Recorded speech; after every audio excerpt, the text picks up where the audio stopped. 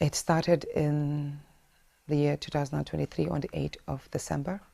We were at his country home. He was taking me around his house. My husband was walking behind us, held my hand. And then we got to this particular room where when he noticed my husband was a few steps away, he then squeezed my hands in a very suggestive way. We're women, we know what it means when a man squeezes his hands, squeezes our hands in a suggestive way. And he went, I'll make an opportunity for us to come here and have a good moment, along that line. And then I just took my hands off and I looked back. I saw my husband was near us. My husband looked at me as if he heard some part of that, but he wasn't so sure. So he looked at him as well. And then the Senate president, of course, sensing the awkward moment, now said, oh, there's a chapel over there as well. Let's go, let me show you the chapel. He had a chapel in his house. So we went there. So my husband asked me a few moments afterwards, what did he tell you?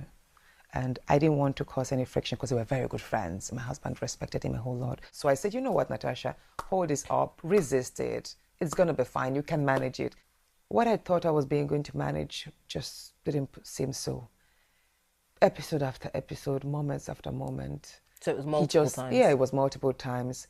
Did the Senate president ever make any sort of advances towards you in the chamber or in the Senate? Yes, in front of senators. He's done that.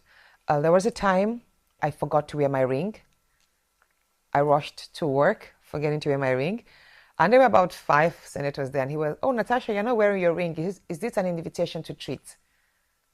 And then there was another time he made a statement like, Natasha, your husband is really enjoying. It looks like you'll be able to make good movements with your waist. So the Senate president said this? He says that, yeah. He makes such sexy statements, and then they all laugh. When the Senate president allegedly made this comment to you, there were other senators present? Yeah. They said, in the Senate, we're all men. She should be used to this. How did the other senators respond to that? Just laugh. The culture of shaming a woman who dares speak of something that is like a taboo is real. And that is that culture we must break and shred. So when you presented your petition for sexual harassment, it was dismissed by the Senate on procedural grounds. They said it was inadmissible because you signed it yourself. Were you aware that this was a requirement? No.